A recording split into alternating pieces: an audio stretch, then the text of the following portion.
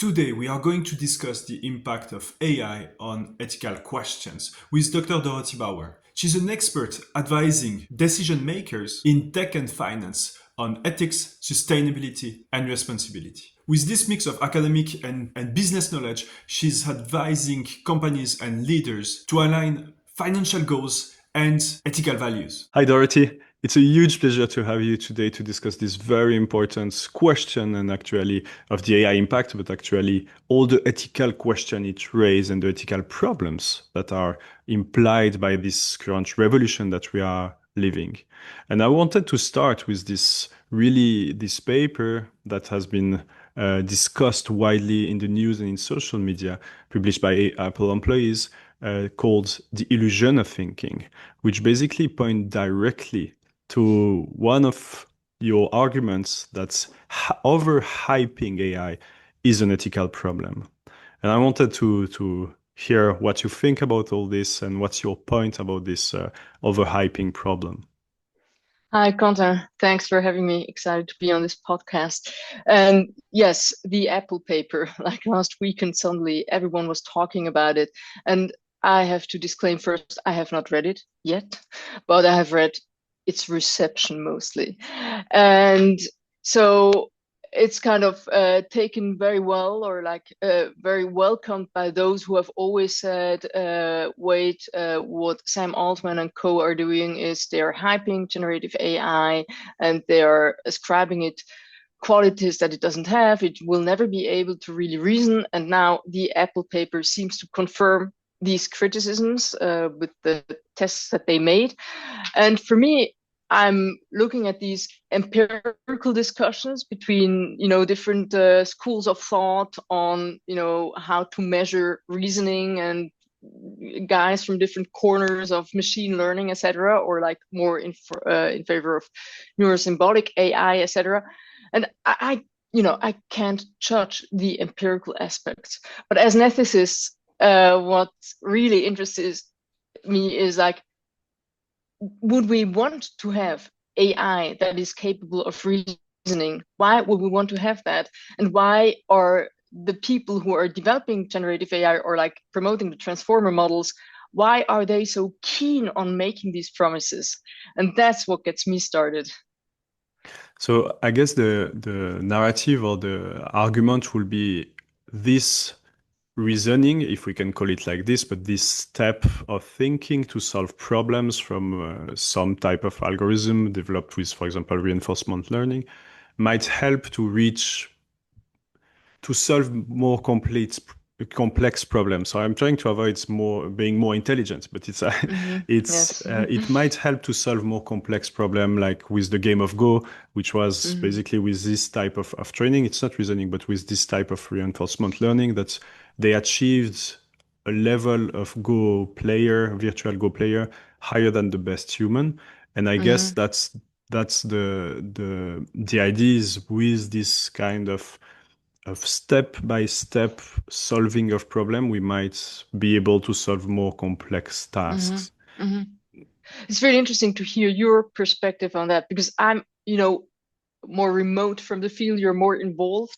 And for me, it's more like the general feeling that they are really obsessed with the idea that we need to beat humans and that humans are not good enough. So like more, and I'm not a doomsday prophet or anything, but I'm more like, why are they so insistent on arguing that we need something that is better than humans? And you are taking it down to a much more specific level, which is really helpful for me, because it also kind of brings it back on the ground. Like, okay, yeah, right, thanks for reminding me that we do have some really complex problems to solve, and there it might be helpful.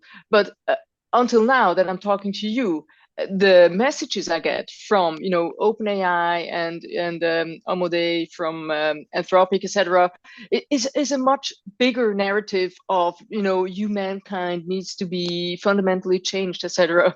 And so I'm really glad that you reminded me of the thing. Yeah, we do have complex problems to solve, and if HEI or whatever you want to call it, I mean, careful with this term, can help, that's great. But even then, as you claim, it can solve more complex problems, this, in my opinion, will only work when humans play along, because this AGI, or whatever, this reasoning AI, will never be able, or should never be able, to act on its own.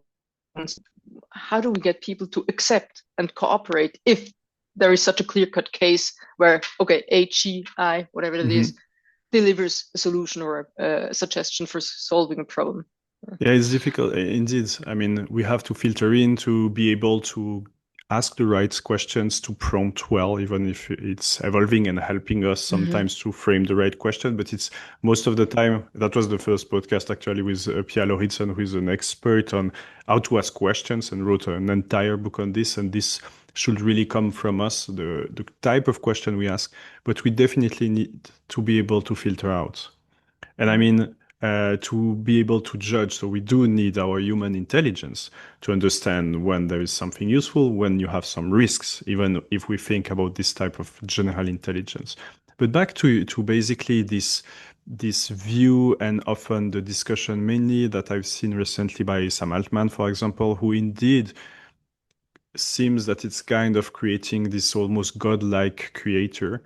And I think one thing that I thought also when you were speaking at the very beginning, I think a few months after ChatGPT 3.5 release, so March 2023, there was this document signed by thousands of experts on AI to say we should stop the progress. And I always felt that it sounds a bit like a marketing campaign, in the sense it's so good what we are doing that you have to stop us. And I'm wondering if you remember this, and if what you thought about it, and what you think today about this type of action. Was it really genuine, or was it more like a marketing trick? Honestly, I struggle to believe that anything or a lot that comes from these circles is really genuine. It's really hard to tell. There are always like overlapping groups, and I think the sign for the moratorium, I think it was this, there were people signing who are not aligned with Sam Altman on other things, and so it's really difficult to keep track of who is involved where and who believes what. But I think in general, hyping like, oh, we'll create super intelligence next month, as well as saying like, stop it, it's so dangerous, both is just feeding into the hype. And it's not helpful. It's like black or white. And this, like, if Sam Altman even, or guys that are like related to him or work on similar things, if they said, oh, we are so good now, you need to stop us, this is just, it's dishonest, because they have kind of, they claim to have appropriated all the power to create these things, and they put themselves in a position of those who are the only ones capable of keeping it under control. So it's like adopting a really an authority that no one has ever given them, that's never been legitimized. It's And insane. yeah, and indeed, and the change. I mean, I'm pretty sure that one of the person who signed this document was also Elon Musk, who is today trying to lead on the AI realm. A few months, maybe 1 year later, so it's quite indeed surprising, this kind of Yes, opposite and view. even now, so Apple, researchers from Apple have published this paper, which is another, on a side note, it's interesting that most of the research comes from companies now, and there is hardly any independent university research, which also must make us a bit wary of, like, the interests involved. And so you could also say, oh, Apple is said to lag behind in AI. Maybe it's in their interest to publish something that says, okay, it's not going to work anyway. So, but I feel like a conspiracy theorist when I say these things. I'm not. But the fact is that anything that happens in AI is so distinct from other fields of science, which are, as I said, mostly, cultivated by universities. And now we're having companies with billions of money, billionaires like Musk and Bezos, etc., feeding this research, which is never free from their own business interests. And that's also something we need to take into account. So whose agenda is it? But again, I'm not talking about conspiracy here. It's just very different from, I don't know, research in chemistry or in physics as we know it. Yeah. Yeah, and I mean, we have seen during the inauguration of the second term of Donald Trump, we have this row of top tech leaders just behind him, and it set the tone on the role of tech leaders today. And due to the sheer amount of money they have, but also the impact they might have on society.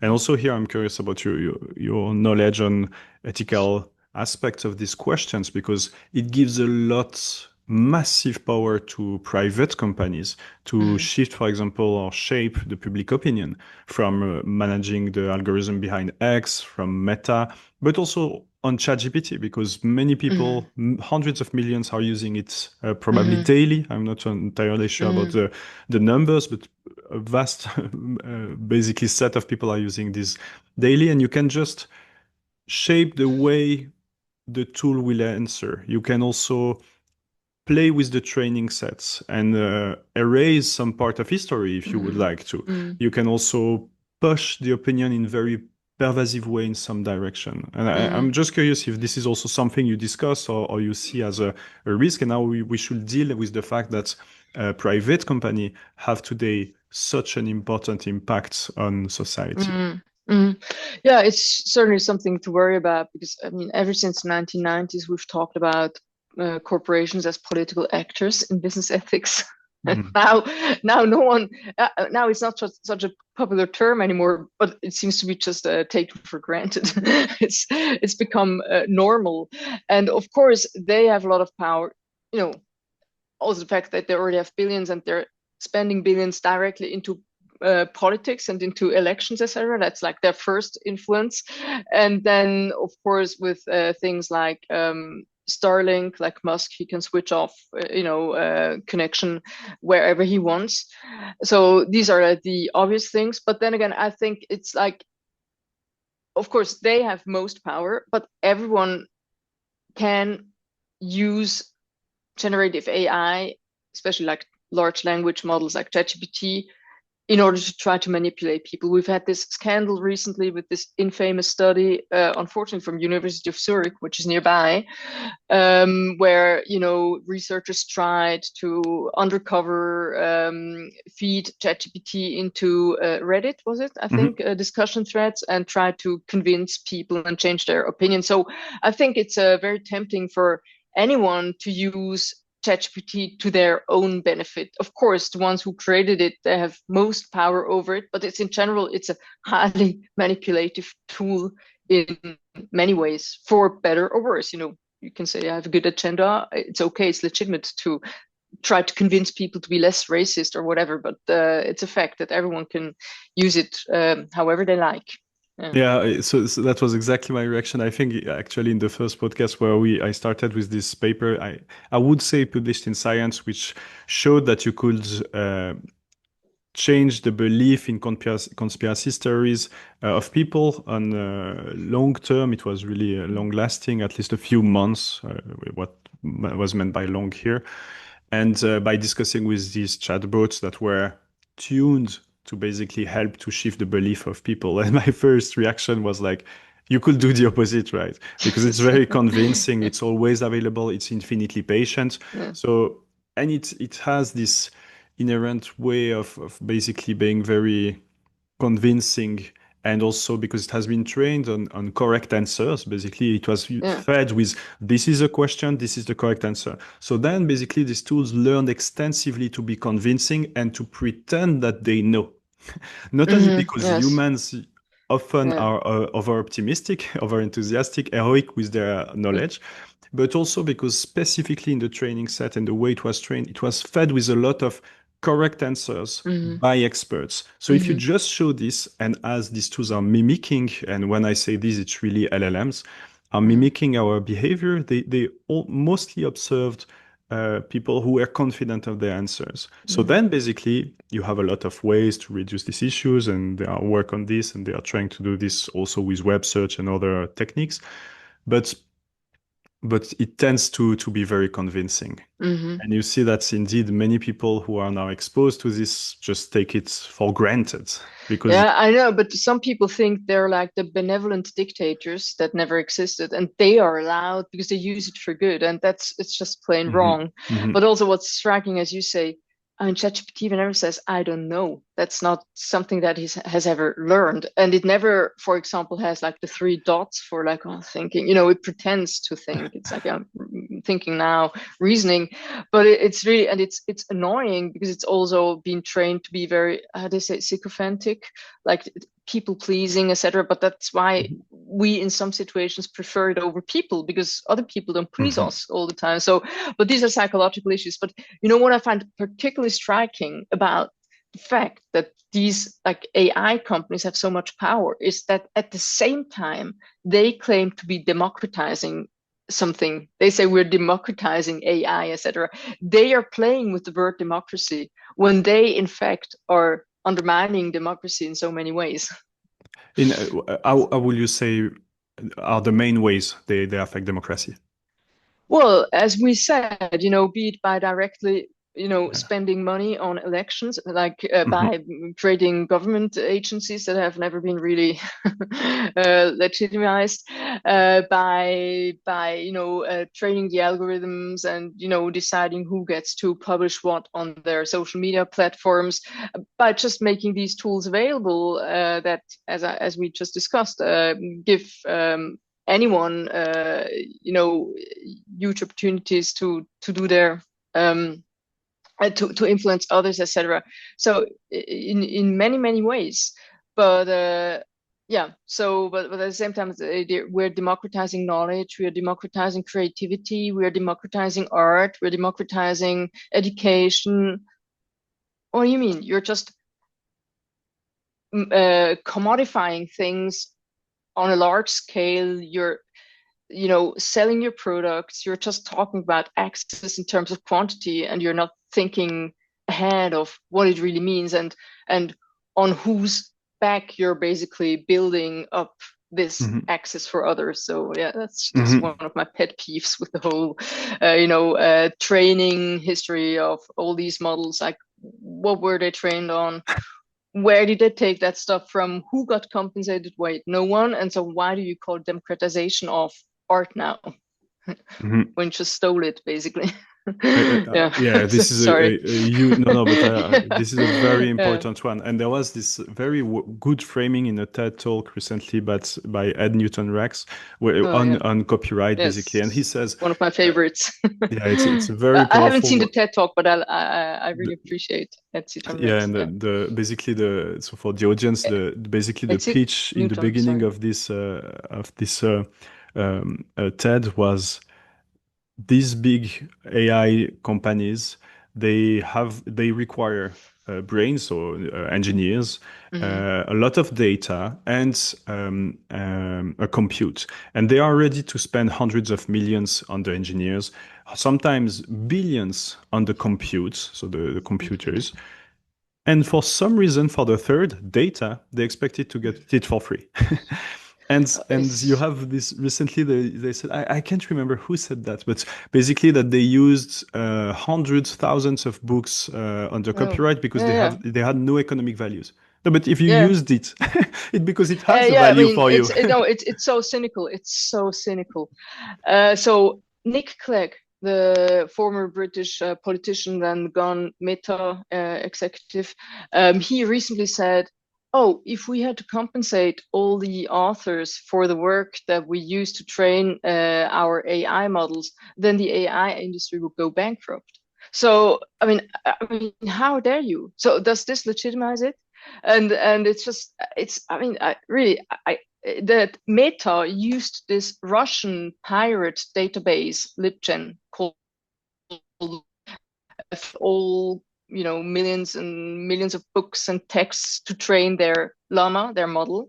And there was a piece in the Atlantic where you could check whether on that piratized database, what works were in there. So I entered my name and I realized my thesis, every single article that I've ever published is in that database. So maybe I should feel flattered that maybe Meta used my work, so finally someone read it, their LLM, to feed their AI. But it's outrageous what lengths they're willing to go to in order to expand their power.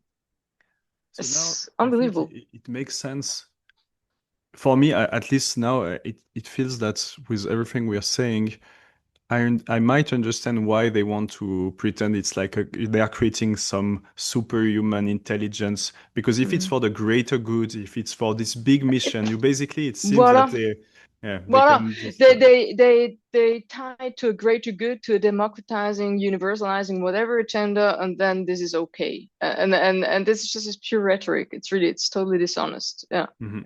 So to yeah, be very provocative, it could be yeah, like some people who use religion for this. Like it's not me, it's God who yeah, said yeah. this, They're a and it cult. allows me Yeah, to do yeah, whatever. yeah, And here it's for the yeah. greater good for humanity. And yeah, it's a But it's bit. also, you know, as we know, they don't even make money of it now, of their LLMs. It's really hard to make money with them and doesn't pay off now. So a lot of that talk is also actually directed at investors to keep investors interested. So that's also one of the problems when I said like research is being done by the companies themselves. You know, a lot of the research that's published is trying to please investors, and you need to talk up AI and make AI sound better than it is. And at the same time, what they also do is they talk down humans. They reduce us to computers. So they say, oh, the human brain is only just a computer anyway. We can easily, copy it. So we're creating something better. So I think it's both ways, talking up the skills of AI and playing down the skills or the complexity of humans. And it goes together to create this agenda that makes people think like, oh, they are our saviors. They're working for a greater good. Mhm. And even the terminology in AI might be problematic with that respect, because the fact that we use Mm, neurons exactly because it has in some way initially the concept of mimicking the way our brain works, but we know that it's widely different. It's extensively different. And all the terminology, I mean, if you are in statistics, it's not really exciting, the terminology. It's really terms that are, there is nothing yeah. fancy about this terminology, the whatever. And in artificial intelligence, it tends to have really exciting terminology, like already Mm, artificial intelligence, neurons, deep neural mm, networks, and all these things might also hide or make us fantasize about what's behind mm, this math, because these are just mm, matrix mm. completion, Yeah, yeah. multiplication. It's really, but it's anyway, even if you can reduce it to some mathematical operation, it's still very impressive what it's capable of today. Even if it has cost and implication and Mm, issues, you also have some very surprising effect. And indeed, I mean, also related to ethical issues, I always seen this situation as a world's natural experiment. It's really like we are not sure what these tools are capable of, but play mm, with them, and here mm, they are, and we'll see mm. where it goes. And I feel that it's also, I don't know how it's viewed from an ethical perspective, from someone expert in this, but it feels like there's clearly some, it's a recipe for some dangers, let's say. It is. I think also what makes, I mean, and I must also emphasize, I appreciate AI. I appreciate, it in all kinds of forms, the ones I notice and actively use, and the other ones that kind of guide me, without me knowing it. I mean, I'm totally not anti-AI, and I really think there's a lot of good to be gained from it. But as you say, one of the problems in my eyes is also that we are always talking about general purpose AI. So that already says like, okay, we created something that's general purpose, so up to you what you use it for. So we are not responsible for it. It's general purpose. It's like whether you use a hammer to hit the nail or to kill someone, it's your responsibility. But this general purpose also like framework and rhetoric is really just escaping accountability, or like passing on responsibility to those who use it. But imagine if, maybe it's a stupid comparison, but if nuclear technology was general purpose and anyone could just use it, you wouldn't. And of course, I'm not comparing the direct dangers of generative AI with nuclear technology, but it's just like this general purpose mindset, and that you're releasing something that's so powerful under the label or with the frame general purpose is not should not be ignored. Mhm. So this leads also to this basically confusion that we have today. So I was giving a talk recently to C-suits and about AI and different type of AI, and I realized that for some people, even if I did my best to explain what I was mentioning by AI, for some at the very end they thought, where can I use this predictive AI basically? So things that we Mm-hmm. have been doing for a while, for a Mm-hmm. long time, decades in companies that these C-suits are working, they all pictured basically AI as some kind of ChatGPT with different Yes. functionalities. Yes. But it is one specific type, right? Yes. It's really Yes. generative AI and large language models in particular.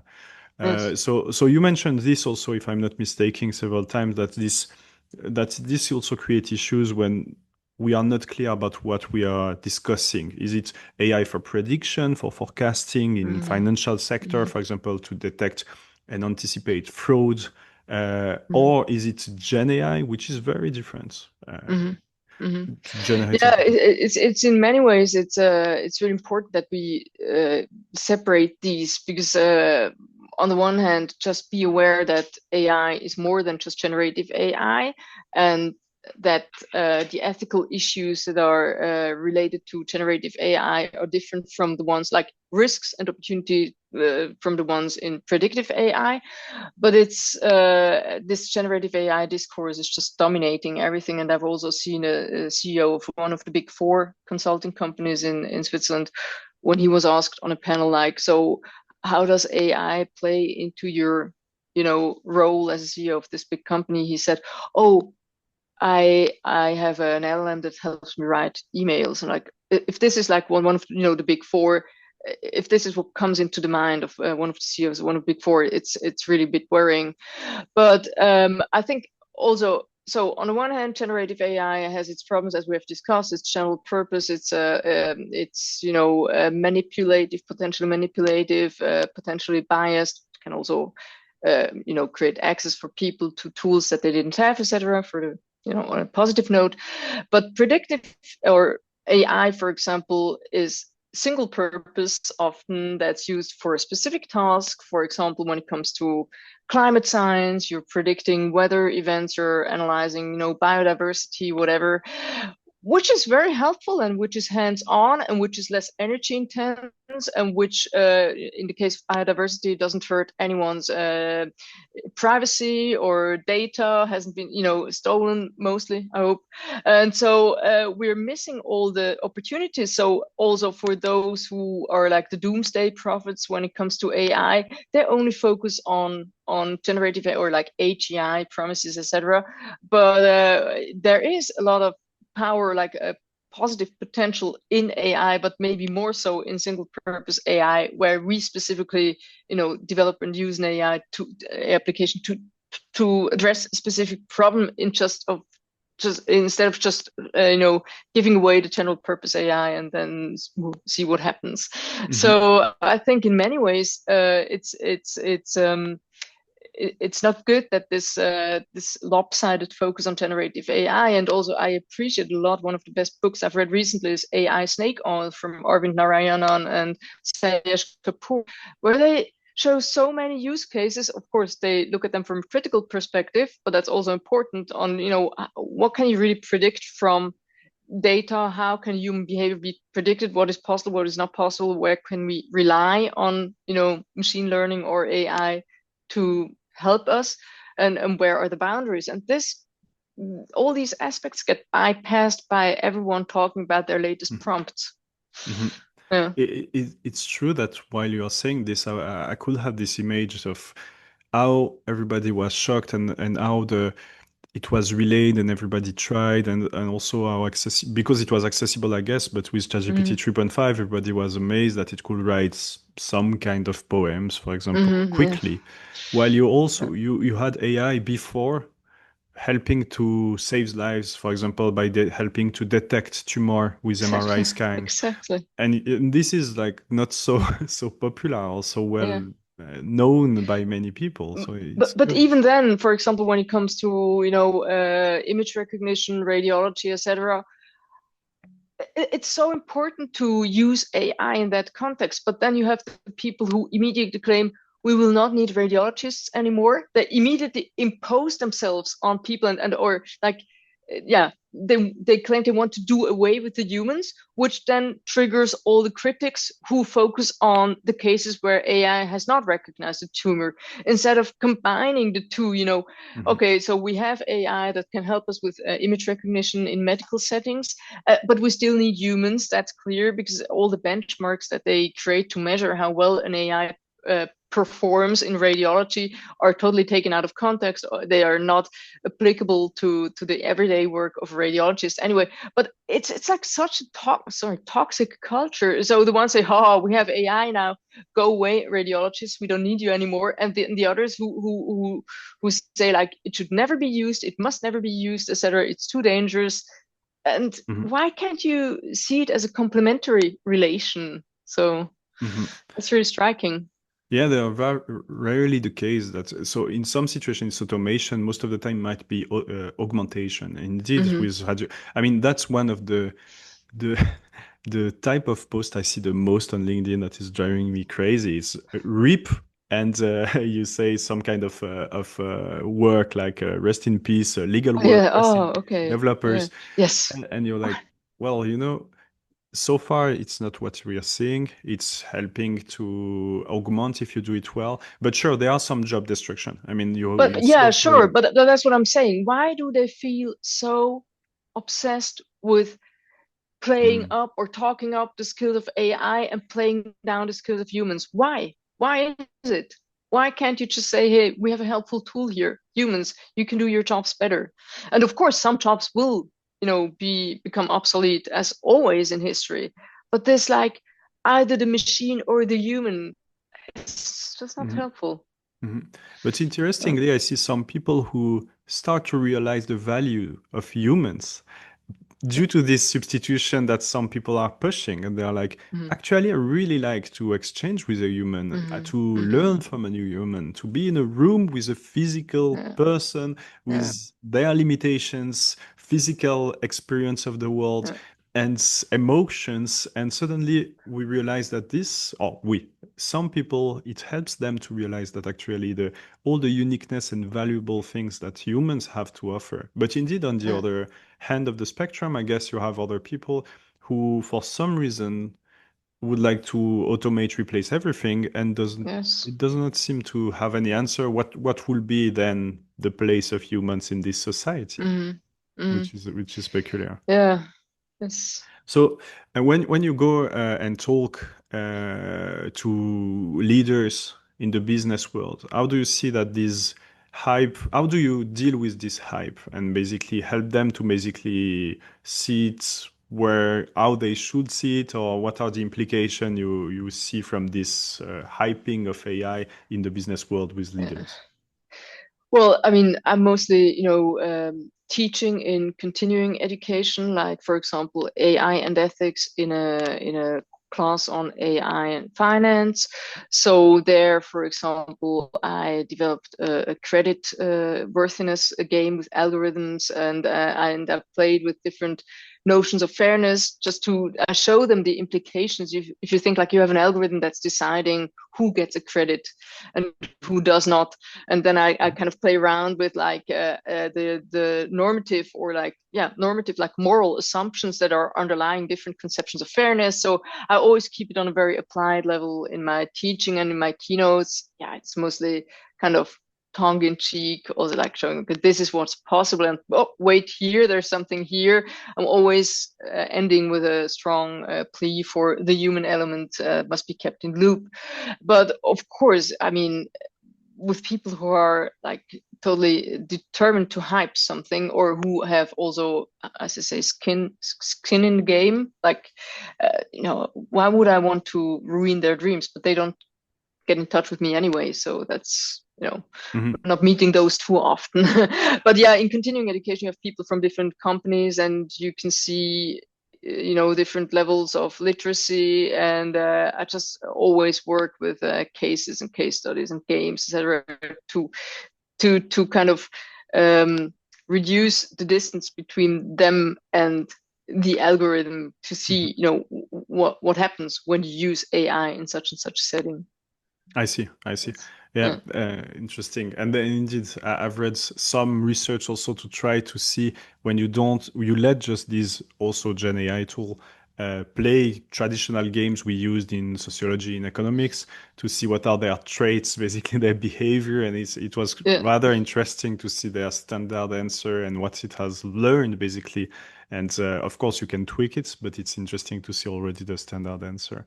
And Mm, based, as you discussed about teaching, mm, that's also a huge topic. I mean, I have also many students every year and young professionals, and I mean it has serious impact on the way people learn, but also mm, mainly something I wanted to discuss with you about this basically democratization inequalities.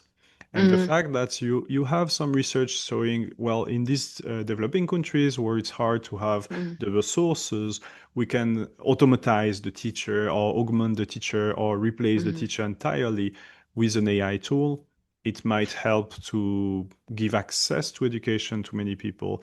And in this discussion, as well as in other topics like mental health, I'm always I see the benefits because I see mm, some research that I find convincing, mm, where I see that it can help if it's well made and well mm, done. But in other situation, I'm a bit also afraid that then we might say to the poorer, you'll get the mm, AI, mm, and to mm. the richer, you'll get the real expert Who can physical afford a human? professor. You can Yeah, like, exactly, it's exactly, same with doctors. If you don't have a doctor exactly. in your village and you have AI based medicine, of course it's like, yeah, better than nothing.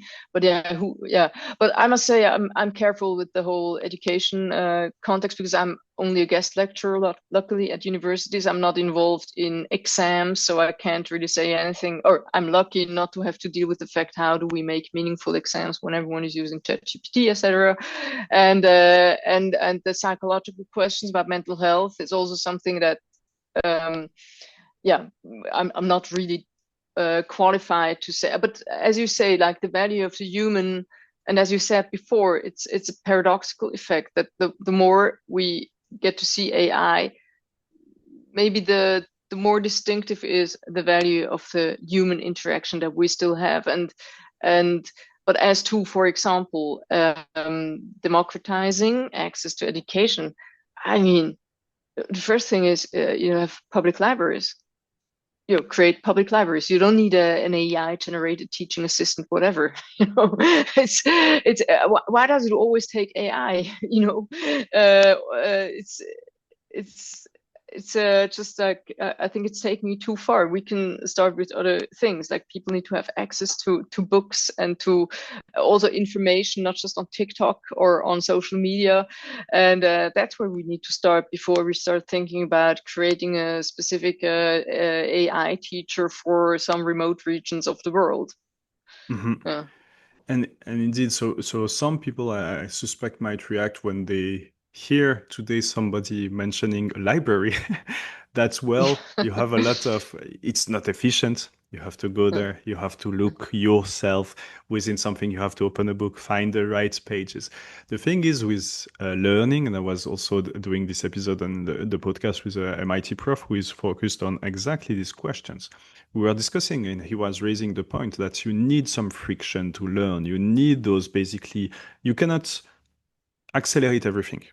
You have to Mhm. spend time and Mhm. wrestle with the thing and actually maybe looking for a page, seeing something is other book Mhm. chapters that you didn't expect, expose you to new things, make you Mhm. learn better and basically acquire better knowledge. And he did Mhm. this very nice experiment where he gave to his students to solve a problem ChatGPT. Other has a, no, a lower level. It Mhm. was Code Llama, basically a lower level AI. Other has traditional resources. Everybody could solve the task. The one with ChatGPT the fastest. Mhm. And the day after, he said this in the beginning, you'll have an exam on this topic Mhm. tomorrow. And the Mhm. one who used ChatGPT had the worst grade. And because Mhm. basically they could, even if they knew they will have an exam, it's because it, Mhm. they took these shortcuts and they could Mhm. not compensate with these tools to properly learn. So these Mhm. things in the physical world or in It's more it's like traditional yeah. ways of learning are very useful. you need to go through the process. I just quote from a blog article from Nicholas Carr that I read recently on like the myth of automated learning. You cannot automate learning. So he says AI is used by high school and college students to complete written assignments to ease or avoid the work of reading and writing, puts the process of de-skilling at education's core. To automate learning is to subvert learning. And it's a brilliant piece. I mean, I wish I could read it from A to Z now here because no, the way he nails it. You cannot delegate learning. You cannot outsource learning. You cannot automate it if you haven't done it yourself and your brain has understood the whole thing. You're not going to know it. And that's why also when generative AI came first, it was like now everyone can be a writer, everyone can be a photographer or an artist or a composer, etc. But and it was seen as a creating more equality, but it's different. Like those people who have already been authors, they become even better because they already know, they know their skills and they can use it to become even better. But people who have never written a text, who don't know what a good text is, they won't be able to judge the output that the AI serves them. And the same with pictures. I mean, I will not become an artist just because suddenly I would have access to a DALL-E, whatever, because I don't know art. So in the end, it's like keeping those who have never learned the skills, and if they're never taught the skills anymore because we don't invest into human teachers and into the process of acquiring skills, it keeps them further away, and it blocks them from entering the whole world of art or writing, etc. Whereas those who had the skills already, the moment that generative AI popped up, they're just moving further ahead, and it's really driving people apart. Yeah, so Yeah. that's really something that I fear with my students. Indeed, Mm-hmm. it's seeing this. I mean, if I've learned to code and I used to do it for the last 20 years, I can now benefit from these tools Mm-hmm. because I can code faster, just reread, check, adapt quickly. Mm-hmm. But then it's very hard to learn if you already start with this. And Mm-hmm. same with many skills. I mean, my so somebody told me recently that they were writing an email in front of maybe someone who were 20 years old, something, and he Mm-hmm. was surprised. The person was like, "But but do you still write email yourself? Are you still?" And others will say, "What's that I've heard many times these days also. Why do you use Google? What's the purpose of using Google?" It's really interesting because it shows how fast the world changed. Yes. And Yes. indeed, it raised many questions on what, and that's really my perspective today when I teach, because I spend a lot of time with doing experimenting, but also using AI. Mm-hmm. And hopefully in some way that I can indeed augment my capacity and not reduce Mm-hmm. it. Also with learning when I use specific tools like Notebook LM to just interact with the content in an efficient way, but still using it like a tutor or a sparring partner to acquire the knowledge rather than spitting the answers. Mm-hmm. And the thing is, what I always share is, as every time when I use AI, I try to do it consciously. Like I know that I might gain some productivity time, at least on the short Mm-hmm. run, but mm, almost inevitably I will lose something. Yes, And you I do. have to accept this and make the conscious decision. Okay, I'm ready to lose Mm-hmm. on the learning capacity on this to gain a bit time to focus on something that Mm-hmm. I give more value. Mm-hmm. But this trade-off is not always clear to Mm-hmm. everyone, and I think Mm-hmm. it's important to take this into account before Yeah. interacting. Yeah, I think it's a big advantage of those who know both worlds because we can compare. We see what we gain, we see what we lose. But there is also this famous saying, like every augmentation is an amputation. I think it just applies. I mean, like when just with simple things, if you only use Google Maps, you're not able to read a map anymore. How you navigate, etc. And this also applies here, just that there is more at stake than just reading a map or using Google Maps. The what is at stake is like as we said, like the way of like proper thinking and acquiring knowledge, etc. That's what's at stake. So but that's why I'm really glad I'm not involved not full time involved in universities, etc. Because these questions are really tough to handle. They're very hard. Yes, Indeed, we yes, constantly discuss how to yes. evaluate, how to teach. I constantly try. In every class now, I teach basically generative AI because people are using it. So let's Anyway, at yeah, least yeah, try to help. It was also the yeah, starting point with the episode on mental health. The yeah. person who created an app specialized to support mental health in a university, Mm-hmm. basically based on Gen AI. He said, well, basically, and it was a result from a recent research survey, the first way people use these Gen AI tools recently has been for companionship and mental health support. So, Wow. anyway, Yeah. basically, people use Uh, it for this. So, let's at least give an obvious choice that is adequate, or at least to the best extent has some safeguards and can tweak, push, help, bring something to the table, redirect people to mm-hmm. specialists, human specialists, Mm-hmm. and still try to take the advantages from these tools. For example, in the case of mental health, we were discussing what happens if it's 2 a.m. and you cannot reach to anyone, and you Mm-hmm. need just to you are in a stressful situation, Yeah. and you have an adequate tool that can help you with the right training to reduce the mental loads and Mm-hmm. redirect you to the professional. So in Yeah. some situation, it can definitely, at least I think, help if you Yeah. take the advantages. Yeah. Uh, but we have to be very clear that we almost always lose something. Yeah. We do. We do. So we discussed very quickly about something, but again, maybe I'm not sure Okay. how much time you spent discussing and thinking about this, but about the copyright, which is very close to the Oh, yes. the ethical questions, right? Yes. You had this Okay. basically Ghiblification, and it was Yeah, something yeah, very yeah, dear to my yeah. heart because I was a Yeah. big fan of Ghibli and I grew up with these Okay. movies. And some people were telling me, well, it's doing some advertising, some marketing for Hayao Miyazaki because I didn't know him Yeah. before. And I was Know what like, he wants, not the type of advertising he wishes yeah, for. exactly. So that Yeah, was just first okay. also my reaction. Okay. The second, I was always also telling these people. So at point taken. Let's say for Hayao Miyazaki, it's some kind of advertisements. It Mm-hmm. increased the number of people who watch these movies recently. I'm convinced that he would and probably hated it. Mm-hmm. But let's not think that I know the answer. But for all the other artists where you cannot identify the art, it's not No, helping. And this is the no, not vast at all. majority. So No, you're yeah, and already helping the people on top. mm. So yeah, I don't know what you think about this No, and it's I'm what just could like be the fix. yeah, no, no, no, no, no, no. Please don't expect a solution from me.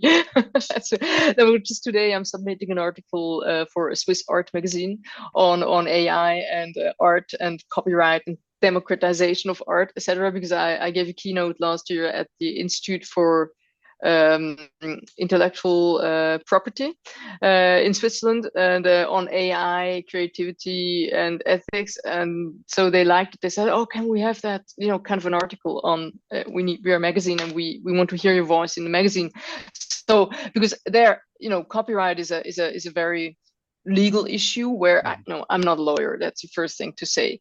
But the thing is that um, as we mentioned before, you know, they have stolen everything, all the works that they could find, whether in violation of copyright or just like in violation of moral decency. That's you know, another question.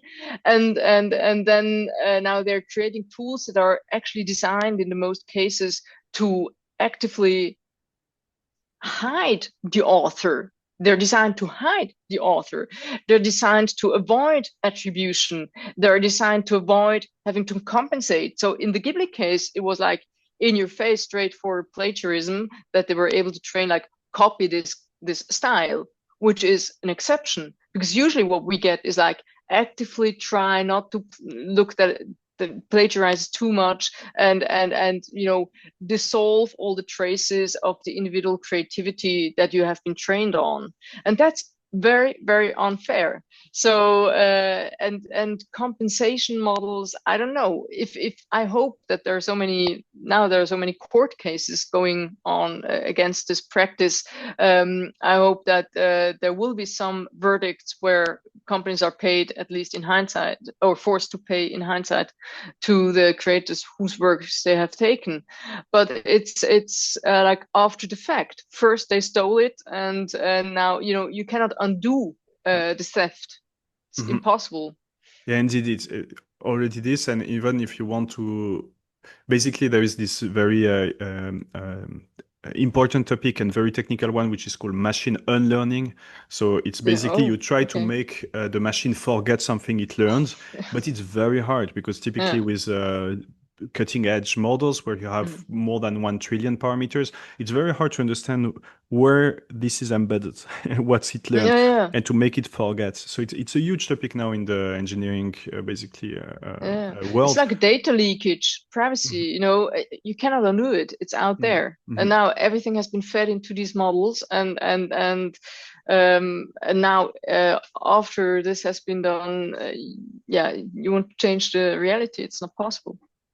So one thing that I wanted to Mm. note that I really appreciate while talking to you, which also highlight the difference with LLMs, is that several times you note exactly where is your expertise and when you don't want to go. I'm not a lawyer, as you Yes, sent I'm not a just a lawyer. few. I haven't read the Apple paper. I'm not a lawyer. I'm not a machine learning expert. Yeah, I know my boundaries. Thanks. But that's usually interestingly, that's something I discuss a lot over the years. But I always see people and perceive people more highly instead of the opposite when I hear that they openly share their limitations, the things they don't know, because we don't know everything. Yeah. And the fact that you're able to know your boundaries and also to say it out loud shows that you know that you don't know, and your ego Mhm. is not too big, such that you're able to say it loudly. Well, this I don't know. I let it to the expert to judge. I might have an Thanks. opinion, but No, thanks for mentioning that. And I also care about attribution, I want to say where I learned something from because that's helpful for other people to know. I want to say I'm reading from this blog now. yeah, I say, true. I'm reading AI Snake Oil because that's also what differentiates me from an LLM, unless it's RAG and it's correct. But I say like, hey, I read this in that book. Maybe you want to read that book as well, or read that blog piece. And that's what makes us humans. We learn from humans. And I think it really every single blog piece or article that I read online stays so much brains sermons I get from ChatGPT, even if I only want to know, something brief, it doesn't stick because there is no human author behind it. And I really think there is a difference in reception when I read a carefully crafted blog post or a book written by humans. It stays because there is a history, there's a story, there's an author, there is experience behind it. Whereas whatever vomit comes through ChatGPT on the screen, it's just what do you say, stochastic, um not stochastic gambling, yeah, which is plausible, but there's no authenticity. Yeah, Yeah. I really like Mm. this point about indeed you connect better due to the history behind it. It really also relate to the many discussion I had about art where people were telling me, well, but if you see a piece of art and you cannot say that it's AI generated and you find it beautiful, would it be really Mhm. different that if it's made by a It human? is. It is. It is. It is If you profoundly the imagine story. you read a great book, your favorite novel, and then you notice it has been written by Claude, you will be so disappointed because you had ideas in your mind about the author while you were reading it. You were creating, assumptions, explicitly or implicitly, and then you find out there is no author behind it. There is no story. It's frustrating. It's disillusioning. Mhm. It's I call it the disenchantment of art through AI. Mhm. Mm. Yeah. No, so I 100% agree. Some Yes. people disagree, and I had Yeah. many Yeah. debate about this. Yeah. But it's a very interesting debate. Yeah. But it feels that I have been discussing with you for 5 minutes, and I see that the time is moving Yes, forward. it's And there running. is still a huge topic I wanted to discuss, which is the impact on sustainability and environmental questions. And I'm very curious because so far I failed to find someone to come on the podcast and discuss this. It's a Mm, very tough one. So I've been also working on sustainability before moving away from academia. And measuring environmental impact is difficult for many reasons. But first, I'm curious about what's your view on this in light, for example, of this recent estimation, which is what it's worth, from Sam Altman on his blog, mentioning that basically an average request on ChatGPT has a low uh, use very low energy, mm. more or less. I'm not sure now, but 1 minute of the oven that is turned All these on. comparisons, like Yeah, if you something like drive this. your car, it's worse than asking ChatGPT. If you know, whatever, all the like comparing apple and oranges is like one of the favorite disciplines of people in the field. Yeah, I must say, again, I'm not an engineer, so now Sam Altman said it's 0.37 kilowatts, I'm not one sure. query. But then Mhm. again, the methodological discussions start. Oh, this is only for text. He didn't talk about image generation, and what if you multiply it by billions of times? Of course you can say, oh, one query with ChatGPT is much better or less worse than driving my car 10 kilometers, but it's a scale that accounts for it. I think the problem is uh, that the coincidence, the fact that at a time when, let's say, in 2020, or like, yeah, when the pandemic hit, etc., we were on a path where there seemed to be some consensus that climate change is an issue that we should tackle, and we need become more energy efficient. We need to have renewable energies, and then suddenly several things happen. One of them being generative AI pops up and is so energy intense that it threatens the transformation, the energy transformation, and that generative AI or transformer models, are like the big AI models, they are responsible for data centers in areas with water stress, where the data centers consume a lot of water and a lot of electricity, etc. And that's just it couldn't have come at a worse time, because just at a time when we kind of agreed that we should move towards renewables, etc., this pops up.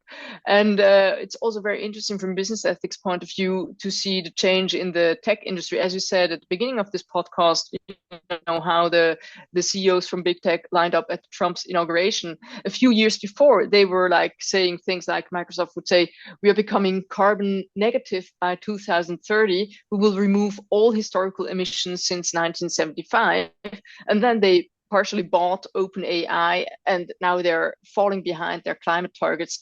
And what for? If the kind of AI that OpenAI develops at least was the same kind of AI that can help us tackle climate change issues, then it would be fair.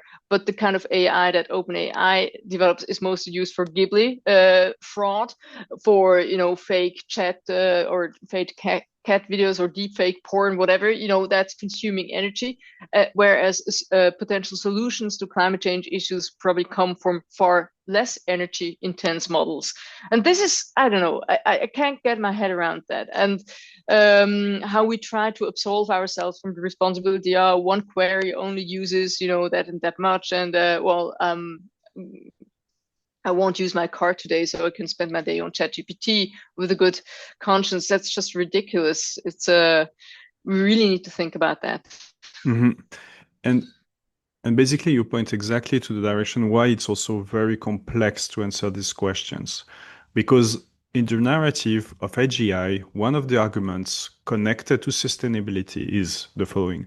What if it can help to solve cancer or climate change because you find the solutions with these tools? What is the cost you're ready to pay to basically solve these issues? Which is it's a very difficult question Yeah. to answer because you have a lot of uncertainty, the capacity of these tools to reach this goal, and second, when and if it, yeah, exactly, if it will be capable of doing this. So then you're investing with a lot of uncertainty. But that being said, it's Mm-hmm. still true that we use these tools in scientific research extensively. If it's helping or not, we can leave it open here, and Mm-hmm. hopefully it has at least both effects. In some situation, it might help; in other, it might be destructive. But Mm-hmm. then basically, it leads to the right comparison, and I think that's the Mm-hmm. hardest because indeed you create some new needs and energy spending, like gamification. Everybody create these Mm-hmm. images that are energy consuming using Mm-hmm. water, and that maybe people who have done other activities less harmful to the environment without. I'm not sure. But when Mm-hmm. it comes to work and also how we substitute some actions and gain in some situation productivity, we still have this question. What will be the statu quo without Gen AI, without AI in general? What will be the action the human will take, and will it be more or less harmful to the environment? Because humans Mm-hmm. are polluting, right? And Mm-hmm. if I think that I have to, I don't know, write a report, uh, doing research on Google, writing and writing and writing on my computer and taking days, if I can be a bit more efficient with Gen AI, spending more energy, but for a shorter amount of time, it's Mm-hmm. difficult for me to wrap my head Mm-hmm. around this. So that's why Mm-hmm. I still struggle to fully have a position on this. For sure, you see the data centers, they suggest to create nuclear facilities Yeah, just right. next door Yeah, just yeah, to and fuel with yeah, energy this. So for yeah. sure, it's a massive, and I agree that reducing to the average cost of a request is really misleading because Mm-hmm. Mm-hmm. you have complex, more or less Mm-hmm. complex requests, and also vastly different type of usage. Some that are Mm-hmm. relatively Exactly. useless to compared Yeah. to other that might help to do scientific research. Uh, And we can also debate if actually art or no, not art, but just joking and create these things is useless or not. But well, yeah. just Yeah. overall, as you can see, I'm a bit puzzled by this question, and I'm not sure Yeah, about my yeah, position same, today. same. I mean, I'm hoping, I'm hoping it's true. I'm hoping that it pays off. I'm hoping that this is, what's going to happen, that we're having a breakthrough. But still, as I said a few minutes ago, it takes humans to cooperate. Even if AI finds a puzzling solution to cancer or, climate change, whatever, are we willing to accept that? Or is we also have an oil industry and fossil interests that are not in favor of that. So, yeah. So, what will be your advice at the individual level already for people who want to interact with Gen AI in a more ethical way? Well, use it carefully. Well, I mean, what can I say? You can choose the provider. We do have European alternatives now with Lusha, like the Yeah. France-based AI. So if you have some geopolitical issues and if you care about these topics, you have European alternatives. Um, make sure that you never copy paste. Make sure that you keep your brain in the loop. But as I said in the beginning, it's uh, yeah, all the educational advice is very difficult to give, and I'm also still figuring out how to use it best Mhm. myself. Haven't resolved that yet. And for businesses, will you have also Well, advices or things yeah, where for, to for start? businesses, I think the way how you handle AI, where you use it, how you use it, is part of your overall non-financial responsibility. Just as you address your environmental responsibility, your social responsibility, you have a technological responsibility. Make sure you include AI into your materiality assessments. Is this, where do we have an impact with our use of AI? What are the risks, etc.? Just deal with it like one of the other issues that you have already had to incorporate into your non-financial responsibility strategies. And one very last question that I love to ask to close the podcast. Are you more hopeful or fearful about the future with AI? Can I say I'm Swiss? I'm neutral. I don't know. I don't know. It's really difficult because it's on so many levels. On a personal level, I think for me, I might be one of those who benefit. I don't feel threatened, but on a global scale, it looks different. So I can't really have one answer to that question. It really depends on whose perspectives. I might benefit, I guess, or overall, I'm not threatened by it, but for other people, it looks different. And Mhm. as we said with the Sustainable Development Goals, we said we leave no one behind, and I think the same has to be applied to AI. We need to make sure that we don't just cut off people who never had the chance to even acquire skills and leave them behind.